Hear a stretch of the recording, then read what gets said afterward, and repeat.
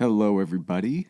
I thought with my album release show coming up on February 29th that it might be cool to do a track breakdown of one of the songs off the album and go through it a little bit and isolate some of the tracks and talk about it.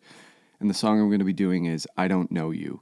And this was one of the first songs I had written to completion. It was probably 2020. And it was the first song that I had finished and sort of felt pretty good about. But I do remember when I first recorded it, it had a very 90s R&B D'Angelo-esque feel to it that I just didn't totally buy for myself. But I did want to keep a little bit of that vibe in the final recording. So I will go through that and sort of show you how I approached that. And, I'm also not one for thinking that a songwriter necessarily has to explain every song and tell you exactly what it is about. Sometimes the mystery is a lot more interesting. But I can explain this one a little bit. It sounds like I'm talking about a person, and I'm not. This song is actually about anxiety and how it can creep up on you in a way that seems very unfamiliar, even though you've experienced it many times before. And I've just been in situations where it's so intense that you're like, this is new. I don't know what this is. But in reality, you do know what it is. You just kind of feel like you don't know what it is in that moment because it's just so intense. So here's the song. It's I Don't Know You. And I'll go through it and break it down for you. And I hope you enjoy it. And yeah, here's the song. I think what I'll do is I'll break it down into sections. So we can start with the intro, which has this crowd noise, stock-free crowd noise. By the way, this is all GarageBand because that's all I know how to use. And so here's the crowd noise. I had a friend tell me it sounds like you're walking into a room, which is cool. It sort of fades in with this swinging jam sort of deal. So here's the crowd.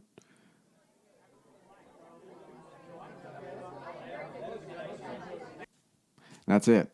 The recording, the whole time, there is two rhythm guitars, a left and a right, both Strats, I believe. And this is what those sound like.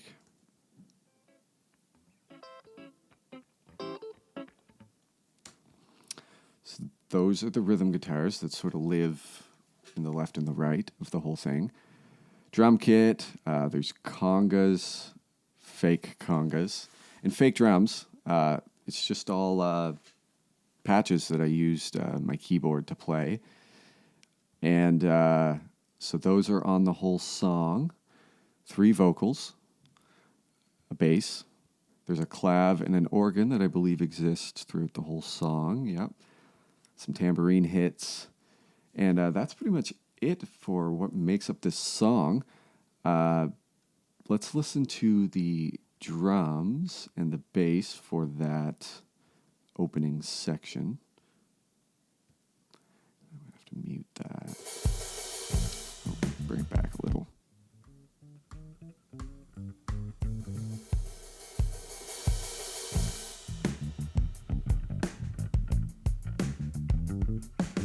So we're making our way into the top of the song. Now, I really love playing bass. I'm not a bass player, but it's just so fun. It's one of my favorite parts of recording this album was getting to do the bass. And there's a bit of an unorthodox approach to it, I'm sure, just because I probably approach it like a guitar a bit more.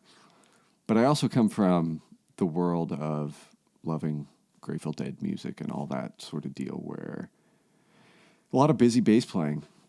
And there's a time and place for that. But, I just went with what it was I was feeling and had fun with it. I'm sure a professional bass player would have a much better approach to it. But it's fun.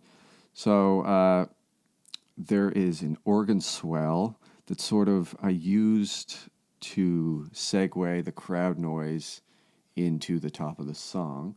So let's hear what that sounds like. Without context, it's a little weird, but we've got the organ and the clav on the top of the song.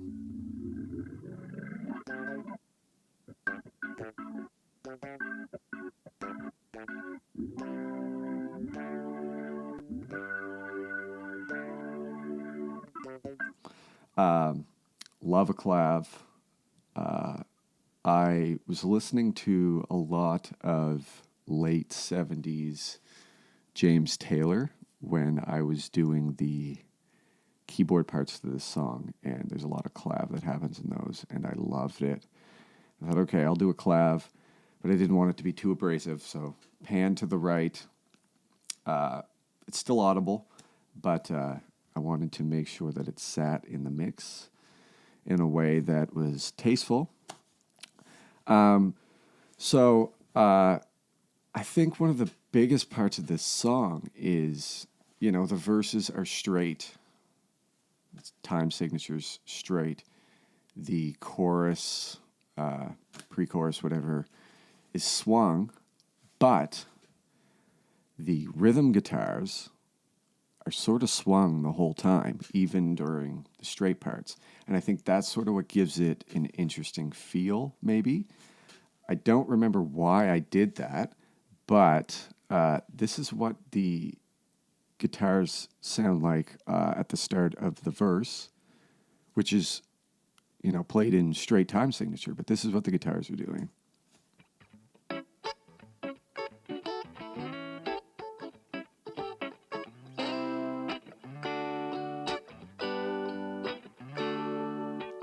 So you see it's sort of swung. But if you take a listen to let's do like the keyboards and the bass and the drums, because that'll give it the straight context. This is what everything else is doing.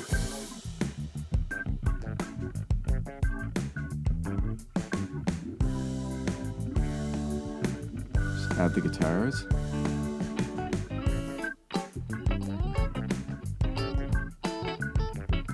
And it's so weird because when you add it all together, the rhythm guitars don't sound that swung, but that is what they're doing. So yeah, that, like I said, I don't remember why it was I chose to do that, but that's what's going on. Let's listen to some of the vocals, this is going to be my least favorite part of this video, to have to hear myself sing isolated, but I'll give you a context of the vocals. Just main melody and a higher and a low harmony. There is a doubling effect on the vocals, which I love the sound of doubling. It can get addictive, but sometimes I'll do legitimate vocal doubling, and sometimes I've just got this effect, and you can play around with the modulation and sort of the spread of it, and that's what I went with for this song. So this is what the vocals sound like on their own. I forgot this feeling I must have dropped it off along the way. Maybe a little slap back on the vocals too. You're stealing from my hands. Now it seems I've lost another day. So that's the vocals. And now we're into the pre-chorus of the verse where everything becomes swung. So let's just do drums and bass for that part to start.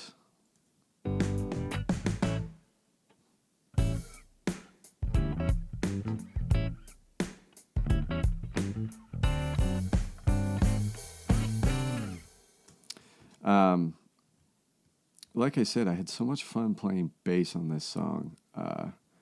And my favorite part is coming up on the guitar solo, which, I had no rhyme or reason for any of the bass lines. I just sort of went with it. But let's hear the rhythm guitars for that verse.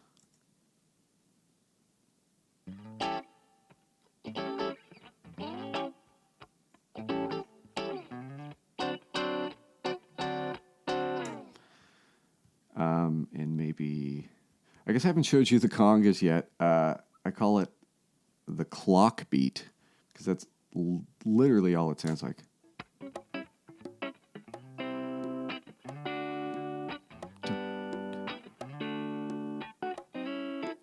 On the ands, I think.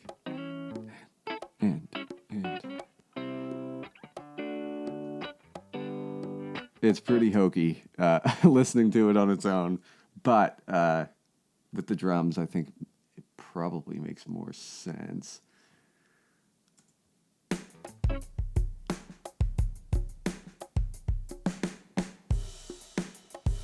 So that would be the verse. The pre-chorus thing. And all keyboard drums patches that I was using on my keyboard because I'm not a good drummer and I could not get a drum kit in this room and the people below me would not like me. So that's what I did. You know, there's tambourine, there's let's do all of the rhythm.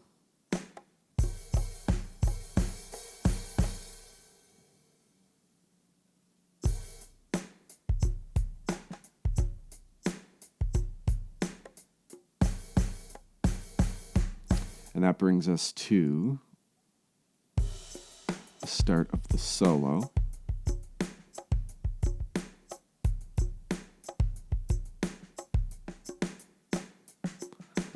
The congas kind of remind me of like the start of Africa by Toto.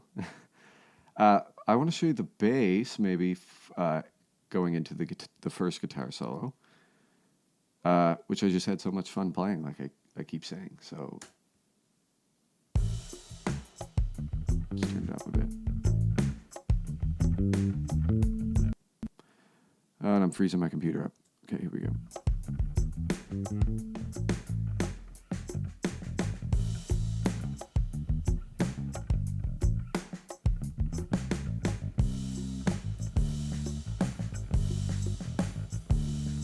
You know, it's nonsense, but it's fun. And the guitar solo was, see, these recordings were, you know, 2 or 3 years old. You know, some of them are, you know, some things were recorded years ago, and then I finished them up 2 or 3 years later. So I can't really remember a lot of the gear. I mean, I don't have that many options, but the guitar solo, let's do the rhythm guitars and the bass and the guitar solo.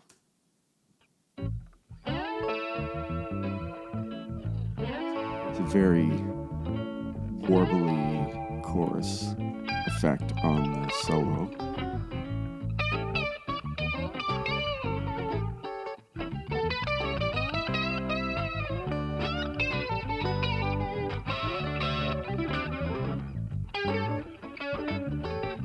Add some clav.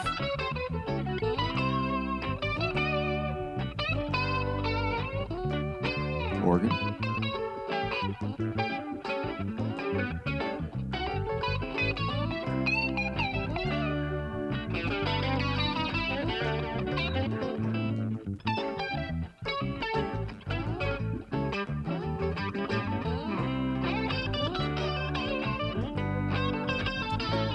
So that brings us to the last verse, which is pretty similar to the first one, I'm assuming. Got this feeling I am lost inside. The keyboards,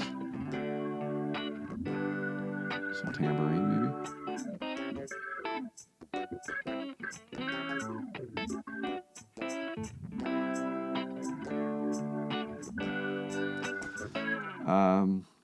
And then into the pre-chorus again. But I do find it strange why you don't sound the same when you're talking back through my door. I should know of your voice and the words of your choice. I know you, but I don't know you right now. So this is where I thought I could add some of the D'Angelo-esque, poor man's D'Angelo vibe to the song, to do sort of like a broken down end jam. So let's do rhythm guitars again to start. Where are we?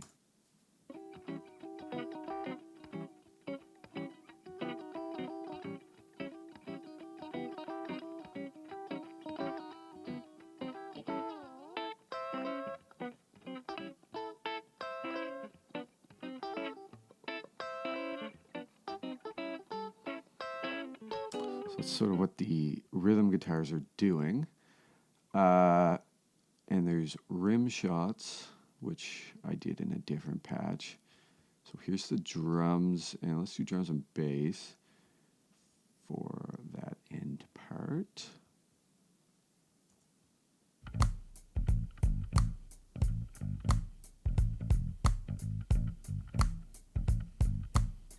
Just lagging a little bit on the bass to give it that little bit of drunk feel.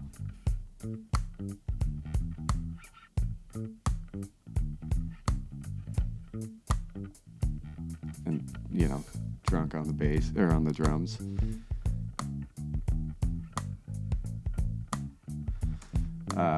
Which is fun.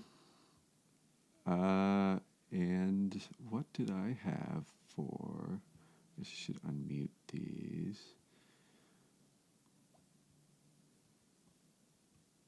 For the end solo, this is just Strat with a rotary effect on it, I believe. So that's some bass and stuff.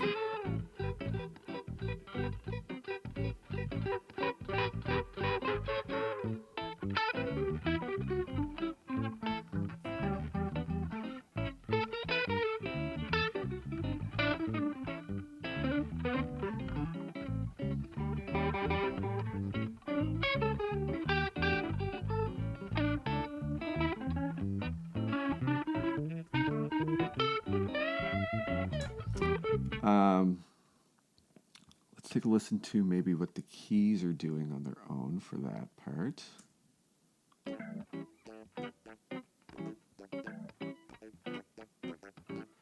Again, pretty laggy with the clav.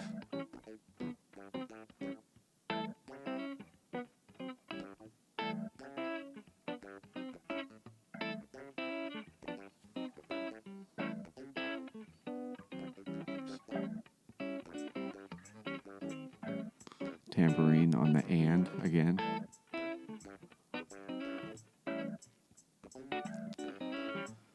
And yeah, that's pretty much all that makes up the track. So maybe what I'll do is I'll play the end jam and sort of just add everything in as they're listed here. So I'll mute all of these and sort of add them in as we go along. So let's start with the rhythm guitar. Right now.